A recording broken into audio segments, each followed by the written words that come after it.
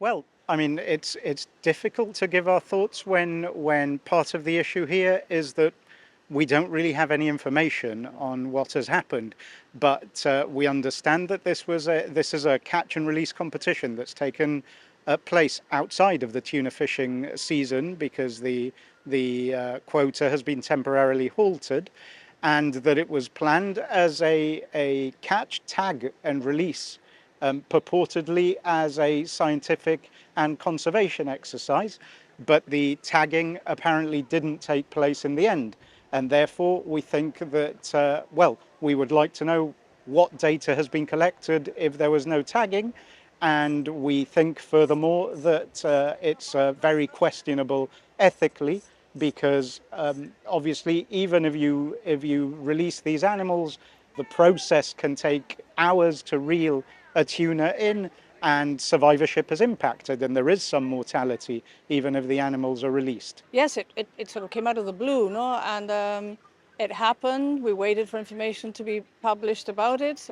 Didn't hear anything, so we started talking amongst ourselves, environment conservation groups, and then contacted, the ministry, the Department of Environment, to try and get some information about what had happened, and at the same time looking at other countries and how they carry out these kind of programs, and believing and thinking that we were really not happy at all about the fact that this went ahead in the manner that it did without it being led entirely by the authorities, by the department, with conservation groups very much in front, with anglers supporting and participating, but making sure that this activity was prioritizing the research and the procedures that you have to apply when you are dealing with such difficult animals. They are huge as a rule, so to do this safely, easily is very, very challenging. So you need to have utmost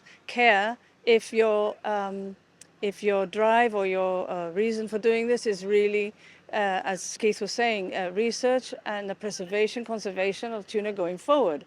Otherwise, the competition is just a good day out, isn't it?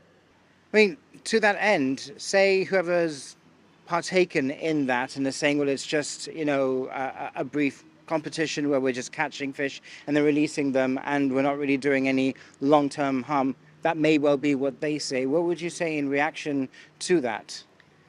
I mean, Keith can step in if he likes, but the tuna, up till not so long ago, was a very vulnerable and endangered species, this bluefin tuna particularly. So I think from the conservation aspect, there's a lot to be said about doing it just I, que I would no pasa nada, no? I would say to that there is already a quota in place. That's the first thing I would say.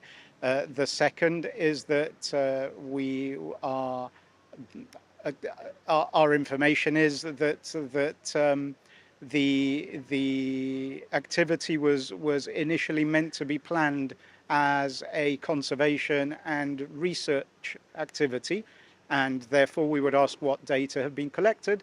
And further to that, we would ask whether there are any written protocols in place to ensure that the animals' welfare is foremost in people's minds. Because after all, if this is about research and conservation, then the animals have to come first.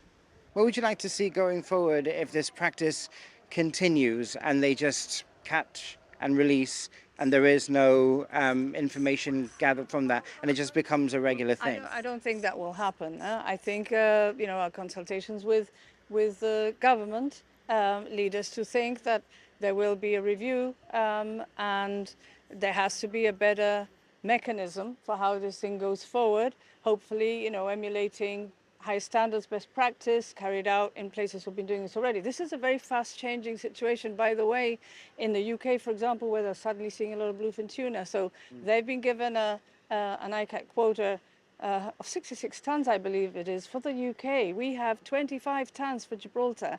We're a speck of dust, and we got this amount of tuna with pressure for ever more all the time. Our quota is out of all proportion to the size of Gibraltar, and therefore we don't see why it should be increased.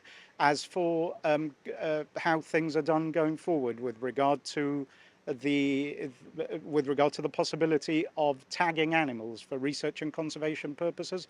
Well, look, so long as it's tightly regulated, I don't think anybody would be against such an activity. But it has to be tightly regulated, and it has to have the animals' welfare at the forefront. I think if I could just add that, talking about animal welfare, that particularly for the large tuna, it's a battle. It's a battle royale. It's why a lot of anglers, I think, are really keen to take on the challenge of landing large animals of this kind. It's a very slow process. It takes a long time, a lot of effort. The animal is struggling and trying to fight for hours at a time. By the time it's landed, it's been in pain. It's shattered, it's destroyed, and that, in the name of sport, is the reason why the ESG is totally opposed to this and will completely be opposed to it going forward. Hence why, if you have a catch and release system in its place, it's got to be done with the animal welfare completely as a priority, led by scientists and protocols that are completely transparent and policed by the environmental authorities.